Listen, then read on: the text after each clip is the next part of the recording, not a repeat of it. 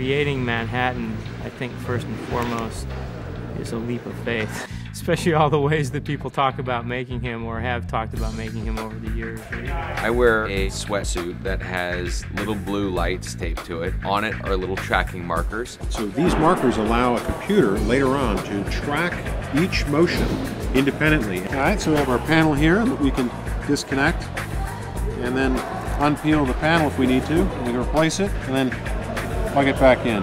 We have all 4 Dr. Manhattan effect suits going. We've been working about 4 months developing the ability to put this many light-emitting diodes on suits without getting hot and putting out the brightness that they need. This is sort of the central brain of the system, and this allows us to control different zones of the suit. We even have LEDs on the bottom of his feet, and that's so that when he steps, we actually see light and his footprint. All of this circuitry controls each zone, allows us to change brightness, so if we need more brightness in one spot and not in another. One other aspect of Dr. Manhattan that's really, really important is the fact that he glows blue. Thousands of LEDs that put out this nice diffuse light that can light everything around him. It's become a major lighting source in the movie in some scenes. Whenever Laurie, for example, talked to Dr. Manhattan, all the sparkle in her eyes became more magical and did half the lighting for us sometimes. They paint little dots on my face every day that are also tracking markers. We're going to do 34 expressions. Okay. After we do those expressions, we're going to do something called a range of emotion expressions. Okay. And it's something like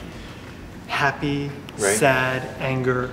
It's just an emotional range that we want to see, and it's going to encompass all the expressions. A lot of it just comes from how fantastic you think this creature is, or this character is in the movie, and you realize that he's a fully CG character that's going to be informed by Billy's performance. Essentially, my performance will be erased from the film, and the computer animators will create a Manhattan version of me, and then they'll make it really big and cool. We're in Dr. Manhattan's lab. He's going to be 45 feet tall in here, and this balloon light that you see up there is going to represent the light that Dr. Manhattan gives out when he's that tall. All right, because he's a CG character through the whole movie, and we can easily make him 45 feet tall. But then he's got to shrink down and become Billy's size. There's a lot of stuff that happens on the set and off the set that goes into keeping the essence of his performance. It's been an interesting process to carry on from the initial test phase and get to the perfect Dr. Manhattan look and put him into the scene.